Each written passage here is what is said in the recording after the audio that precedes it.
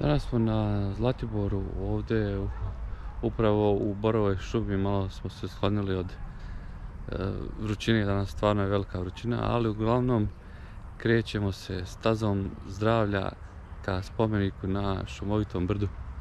To je staza dugačka 2,3 km, tako da u jednom i u drugom pravcu oko 4,5 km do 5 km sasvim dovoljno za jednu odličnu šetnju.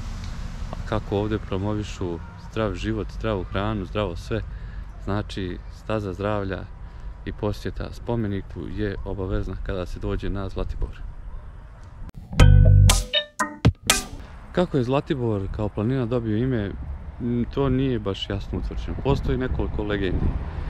Postoje 3 legende, a jedna od njih je da je ovdje, kako ima dosta doseljenog stanovništva iz Dalmacije i primorskih krajeva, da je onda to stanovništvo ovdje vidiš da ima dosta borovite šume. Te borove koristilo za građu i za luč koji se tada dobro prodavao, znači kao ogrjev za potpalu i tako dalje. A pravili su i katran od smole koji je također bio odličan izolacioni materijal. I na tome se zarađivalo, to je bio jedan od glavnih izvora prihoda. Tako kada bi ih pitali kakav je to bor, onda bi oni rekli to je od zlata je taj bor, jel? Tako što od njega žive, od njega zarađuju i prave te svoje proizvode. To je jedna od 3 legende koje postoje o nazivu planine Zlatibor.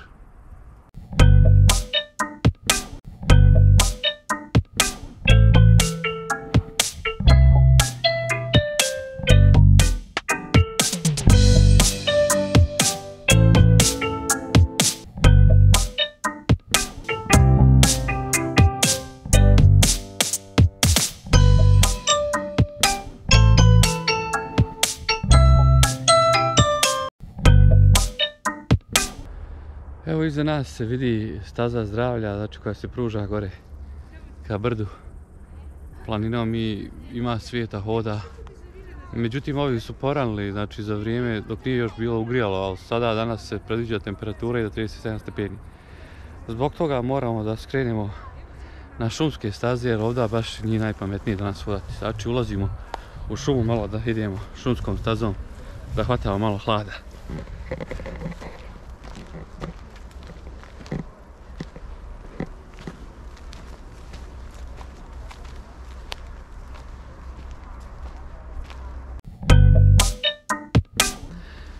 Evo sad je zgodna prilika da se kaže druga legenda o nastavku imena za planinu Zlatibor.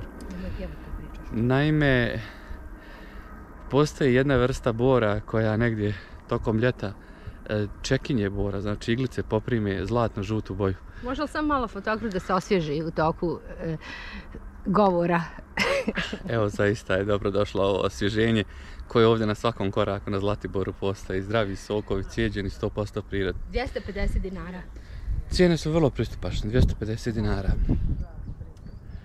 Znači, postoji jedna vrsta bora čije iglice tokom ljeta poprime zlatno-žutu boju, pa se smatralo da je i to jedan od možda mogućih motiva da se planini da ime Zlatibor. Inače, planina se, ovaj predio se nekad zvao Rujnom, po cvijetu ruj koji ovdje raste. Pokušavali su, tih borova, znači zlatnih ima vrlo malo.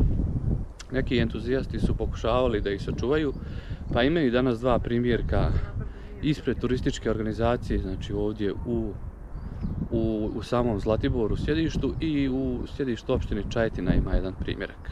Pa ako želi da vidi, neka pogleda. Ja želim.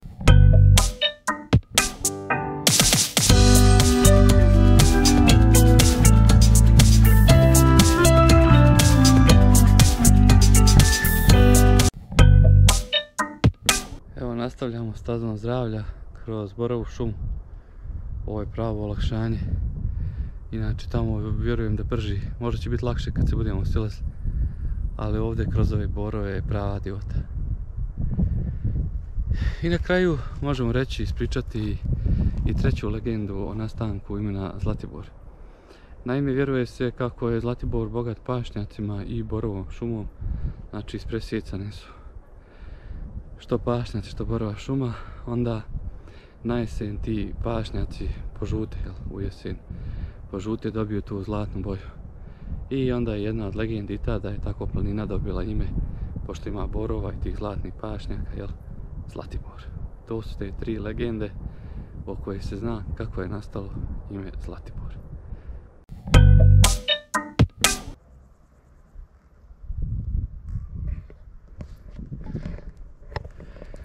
Evo, vratili smo se na stazu zdravlja. Sada smo i blizu tu vrha. Još par stotina metara i spomenik je tu. Pa ćemo odozgo da bacimo pogled na ovu veličanstvenu planinu i njene krajolike, što bi se reklo. Idemo znači tu ka vrhu. Odavde se već vidi spomenik na stazi zdravlja. Pa da vidimo kakav je odozgo pogled.